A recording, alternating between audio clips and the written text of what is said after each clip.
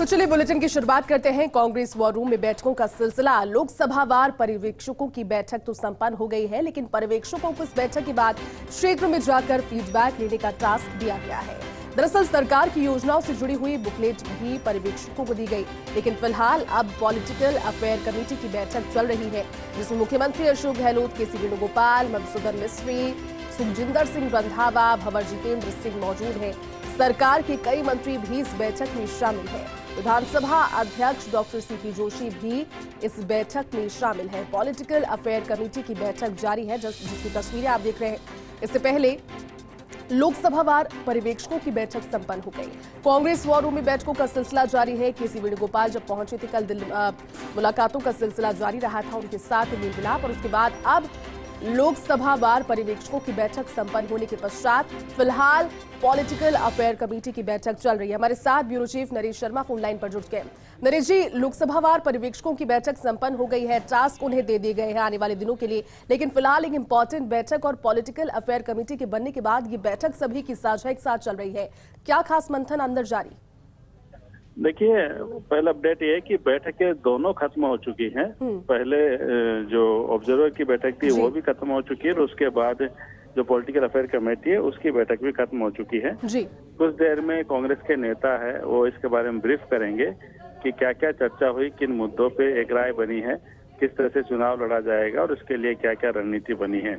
बैठक जो है वो उसमें जैसे तस्वीर हमने दिखाई है, मुख्यमंत्री अशोक गहलोत है, के सी वेणुगोपाल है, रंधावा है, डोटासरा है, कई मंत्री है, विधायक है, जिनको इस बैठक में शामिल किया गया है। उसमें पूरी जो राजनीतिक परिदृश्य है राजस्थान का, उसको लेके चर्चा की गई है, और उस राजनीतिक परिदृश्य के मद्देनजर आने वाला जो विधानसभा चुनाव है इसको लेकर क्या रणनीति हो, और खास में राजनीतिक फैसले किस तरह के होने चाहिए, इन तमाम चीजों को लेकर है वो चर्चा हुई है। अभी बैठक खत्म हुई है, उसके बाद अनौपचारिक जो चर्चा है वो चल रही है मुख्यमंत्री अशोक गहलोत, रंधावा, के सी वेणुगोपाल, डोटासरा और कुछ मंत्रियों के बीच में। और इसके साथ ही एक तरह से कह सकते हैं कि प्रदेश में जो एक चुनाव के मद्देनजर जो रणनीति बनाने के लिए कांग्रेस जो सक्रिय हुई है उसके तहत ये पहली बैठक है जिसमें कई जो वरिष्ठ नेता शामिल हैं, कई मंत्री शामिल हैं, और खुद के सी वेणुगोपाल इस मीटिंग को लेकर आए हैं। जो ऑब्जर्वर की मीटिंग हुई थी पहले, लोकसभा वाइज जो ऑब्जर्वर लगाए गए थे, उसकी बैठक में तय हुआ है कि एक तो 17 तारीख को सभी ऑब्जर्वर अपने अपने क्षेत्र में जाएंगे। उनको उस लोकसभा क्षेत्र में, जिस लोकसभा क्षेत्र के वो ऑब्जर्वर है, उस लोकसभा क्षेत्र में जो भी विधानसभा क्षेत्र आती हैं उनका पूरा डेटा उपलब्ध कराया गया है। साथ में सरकार की जो विभिन्न योजनाएं हैं उन योजनाओं के बारे में पूरी बुकलेट है, जानकारी है, वो दी गई है, ताकि वो जब जनता के बीच जाए पूरी तैयारी के साथ सरकार की योजनाओं को उनकी जानकारी होनी चाहिए, क्योंकि ज्यादातर जो ऑब्जर्वर है वो प्रदेश से बाहर के हैं, कुछ हरियाणा से है, कुछ गुजरात से है। तो ऐसे में उनको वहाँ की पूरी राजनीतिक जानकारी हो, उसको लेके तमाम जो सामग्री है वो उपलब्ध कराई गई है संगठन की तरफ से। और इसके साथ ही जो उनको ये कहा गया है कि वो वहाँ क्षेत्र में जाके और पूरा फीडबैक ले, वहाँ कार्यकर्ताओं से मिले, और साथ में जो भी वहाँ पे दावेदार है उनकी भी बात सुने, और कांग्रेस पार्टी तक जो है वो पूरा उसका ब्रीफ पहुँचाए, ताकि आगे टिकट वितरण को लेके भी उसमें चर्चा हो सके।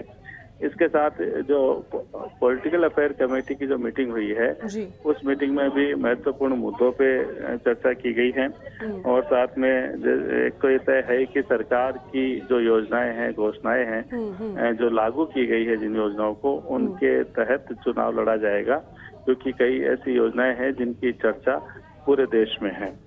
इसके अलावा आने वाले समय में कौन कौन सी चुनौतियां हो सकती है कांग्रेस पार्टी के सामने, उनका भी एक विश्लेषण किया गया है।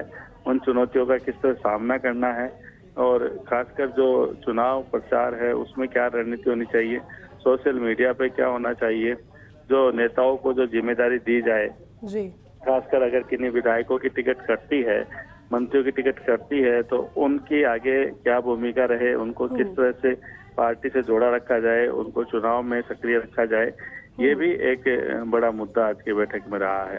तो साथ में सभी ने ये तय किया कि जो पूरी जो पार्टी है, सत्ता और संगठन, ये सब मिलके एक साथ एक जाजम पे बैठ के एक सुर में जो है वो अपने उन्होंने बात रखी है और ये तय किया गया है कि सभी एक साथ एकजुटता के साथ चुनाव लड़ेंगे और जिस भी नेता को, मंत्री को या विधायक को जो भी जिम्मेदारी दी जाती है या पार्टी कार्यकर्ताओं को, वो जिम्मेदारी निभाएंगे। क्योंकि देखिए अभी जो मुख्यमंत्री ने अपने भाषण में कहा है इस मीटिंग में कि एक माहौल है प्रदेश में सरकार को रिपीट करने का। पहली बार ऐसा नजर आ रहा है कि कोई एंटी इनकम्बेंसी प्रदेश में नहीं है, तो उस माहौल का फायदा उठाकर कांग्रेस पार्टी और सरकार ये दोनों मिलके किस तरह से चुनाव लड़े। सरकार है वो अपनी योजनाएं जनता तक पहुंचा रही है विभिन्न कार्यक्रमों के माध्यम से।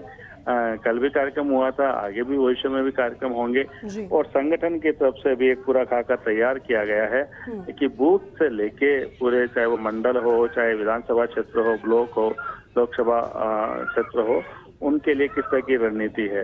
साथ में अलग अलग जो कमेटियां हैं वो भी जल्द ही सामने आएगी, उनका भी घोषणा कर दी जाएगी और तमाम जो कांग्रेस के नेता है, कार्यकर्ता है, उनको जिम्मेदारी भी सौंप दी जाएगी।